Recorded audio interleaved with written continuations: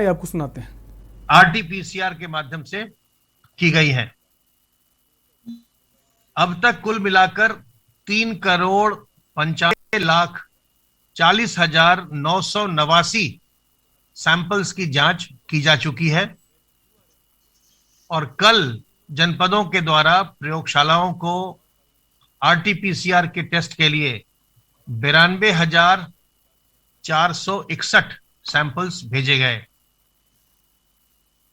2,88,144 active case में से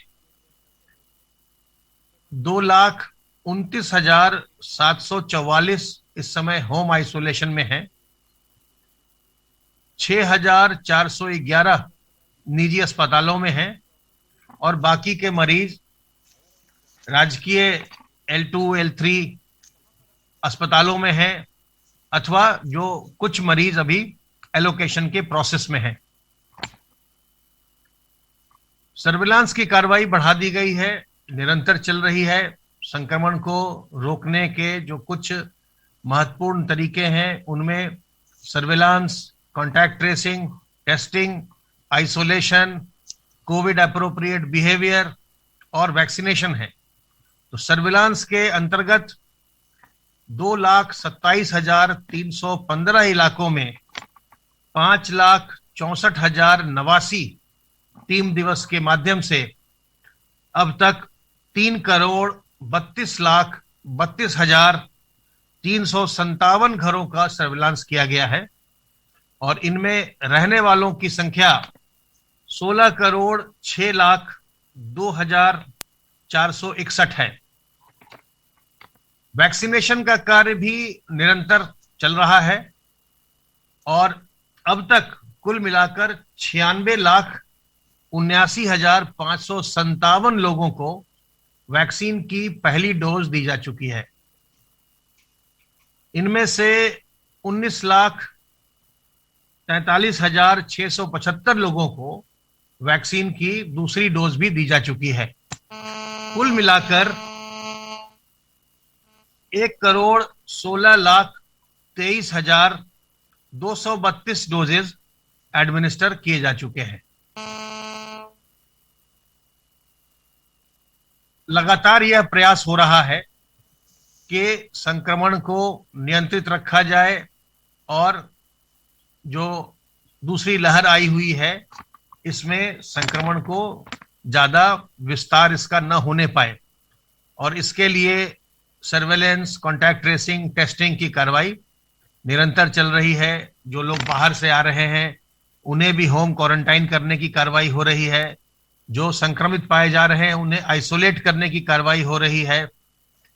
जो हॉस्पिटल बेड्स हैं उनको बढ़ाने की कार्रवाई हो रही है। ऑक्सीजन की सुविधा मुहैया कराने की कार्रवाई हो रही है।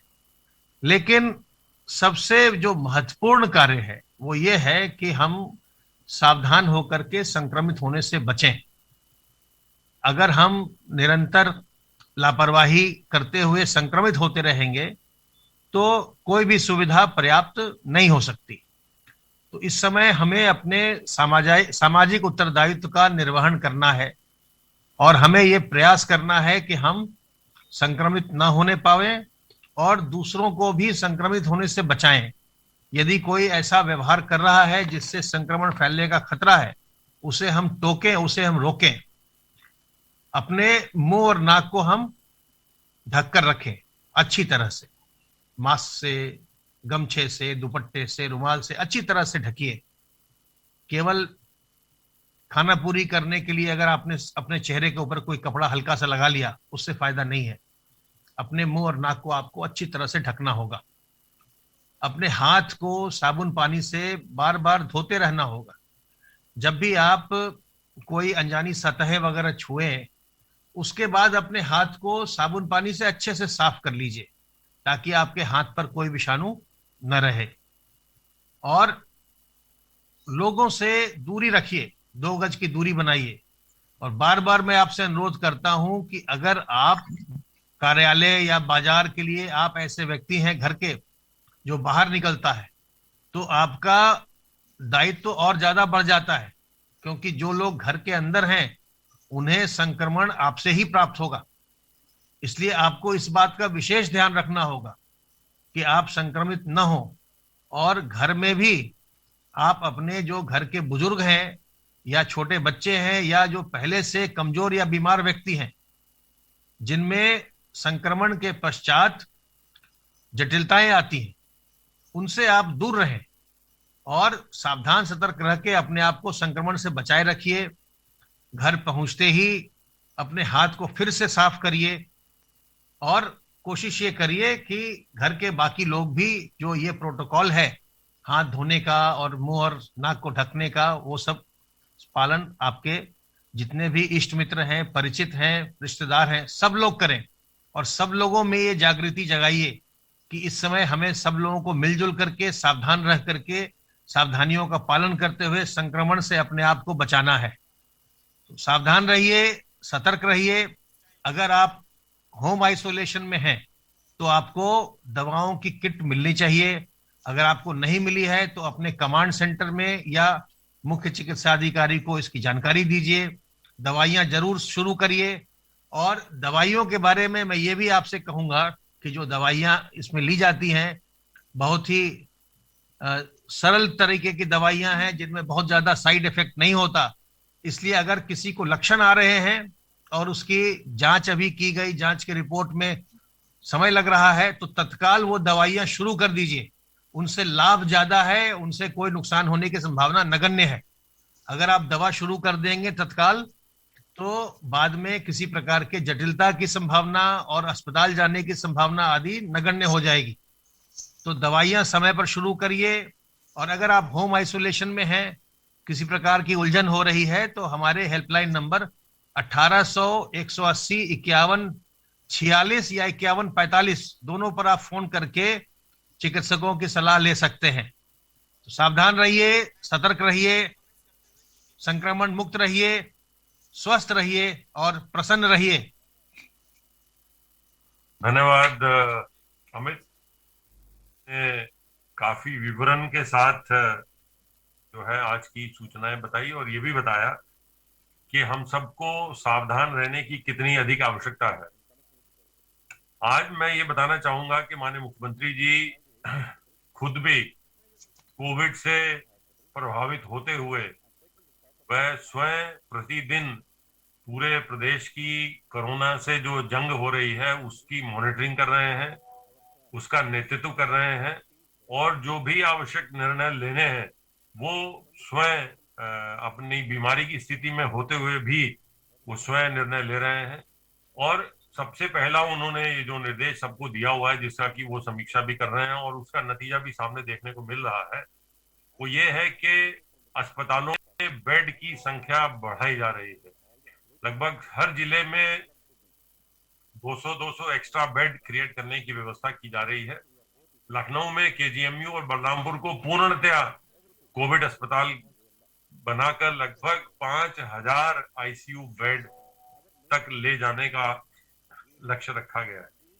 यहाँ ये बताना आवश्यक है कि प्रदेश में ऑक्सीजन के लिए नियंत्रण कक्ष खोला गया है।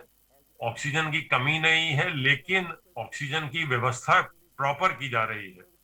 एक नया सॉफ्टवेयर लगाया गया है जिसके माध्यम से अस्पतालों को कब कैसे कितनी ऑक्सीजन जा रही है, कौन सा टैंकर कहां से ऑक्सीजन लेके चला है, ऐसी स्थिति नहीं आने दी जा रही है कि कहीं भी ऑक्सीजन की वजह से न मिलने की वजह से कहीं किसी मरीज को परेशानी का सामना करना पड़े। कुछ लोगों द्वारा इसे अफवाह बनाकर सोशल मीडिया पर पैनिक फैलाने की कोशिश की जा रही है। सब पे सरकार की नजर है। हम लोग सबसे अनुरोध करना चाहेंगे, हर मरीज को ऑक्सीजन की आवश्यकता नहीं है। लगभग अधिक से 95% से ज्यादा जो मरीज हैं उनमें से किसी को ऑक्सीजन की आवश्यकता नहीं है। तो अनावश्यक रूप से हर आदमी ऑक्सीजन के पीछे ना भागे। जिसे डॉक्टर ने बताया है उसको ऑक्सीजन की आवश्यकता है, उसे ऑक्सीजन उपलब्ध कराई जाएगी। माननीय मुख्यमंत्री जी ने यह भी निर्देश दिया है कि अगर सिलेंडर लेने कोई जाता है तो वो डॉक्टर की प्रिस्क्रिप्शन दिखाने पर उसे ऑक्सीजन सिलेंडर दिया जाए, ताकि जो होम आइसोलेशन में लोग रह रहे हैं उनको भी ऑक्सीजन की कोई कठिनाई ना आए और उन्हें ऑक्सीजन मिलती रहे। प्रदेश में कैडिला से रेमडेसिविर के 18,000 इंजेक्शन आज प्राप्त हुए हैं। कल भी दूसरी कंपनी से रेमडेसिविर के इंजेक्शन प्राप्त हुए थे। रेमडेसिविर के इंजेक्शन जो है समुचित मात्रा में उपलब्ध है। रेमडेसिविर का भी इंजेक्शन हर मरीज को नहीं चाहिए। ये भी सबको जानने की आवश्यकता है कि हर व्यक्ति को, हर संक्रमित व्यक्ति को रेमडेसिविर का इंजेक्शन नहीं चाहिए होता है। बहुत ही कम इसकी आवश्यकता है। ऐसे में यदि कुछ लोगों द्वारा रेमडेसिविर की दिखाकर ब्लैक उसको काला बाजारी करने का प्रयास किया जा रहा है। मुख्यमंत्री द्वारा एक कड़े निर्देश दिए गए हैं और इसमें कार्रवाई भी हुई है कि जिसमें रेमडेसिविर की कालाबाजारी करते हुए लोगों को गिरफ्तार किया गया है। उनके खिलाफ सख्त से सख्त कार्रवाई कर गैंगस्टर और एनएसए लगाकर उनकी किए गए। प्रदेश में टैंकरों को रेल के माध्यम से ऑक्सीजन लाने की प्रक्रिया प्रारंभ हुई है और अब एक और प्रक्रिया प्रारंभ हो गई है ताकि जल्दी से हो सके। खाली टैंकर को हवाई जहाज के माध्यम से बोकारो, जमशेदपुर में उतारा जा रहा है, जहां से टैंकर भर के ट्रेन से वापस लाए जा रहे हैं। सरकार यही कोशिश कर रही है कि जितनी जल्दी से जल्दी हो सके उतनी जल्दी से जल्दी।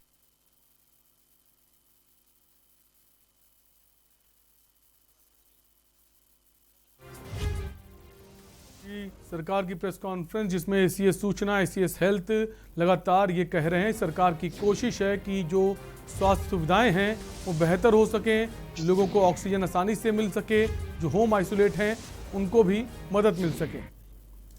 और यहाँ रुकेंगे एक छोटे से ब्रेक के लिए, फौरन